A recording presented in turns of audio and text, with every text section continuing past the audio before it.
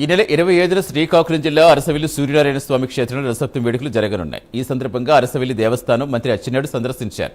అనంతరం జిల్లా collector Swapnil Dinakar Pulkar, SP KV Maheswara Reddy ఇతర శాఖల ఉన్నతాధికారులతో కలిసి ఏర్పాట్లపై సమీక్షించారు.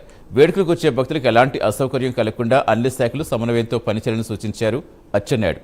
రథసప్తమి ప్రభుత్వం రాష్ట్ర పండుగ ప్రకటించిన నేపథ్యంలో ఈ ఉత్సవాలు అత్యంత ప్రతిష్టాత్మకంగా నిర్వహించాలని స్పష్టం చేశారు. నిరంతరం అప్రమత్తంగా ఉండి భక్తుల సేవలో నిమగ్నం కావాలని సూచించారు మంత్రి.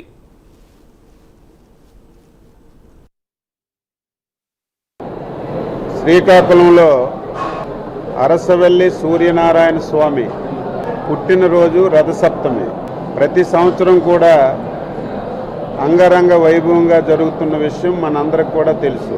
అయితే ప్రజలందరి అభిమానంతో గత సంవత్సరం రాష్ట్రంలో ఎన్డీఏ ప్రభుత్వం ఏర్పడిన తర్వాత ముఖ్యమంత్రి గారు మొదటిసారి జిల్లా పర్యటనకు వచ్చేటప్పుడు జిల్లా యంత్రాంగం ప్రజాప్రతినిధుల కోరిక మేరకు గత సంవత్సరం నుంచి అరసవెల్లిలో జరుగుతున్నటువంటి రథసప్తమి వేడుకలు ప్రభుత్వ వేడుకలుగా గుర్తించి గత సంవత్సరం జరిపిన విషయం కూడా మనందరం ఒకసారి గుర్తు చేసుకుందాం.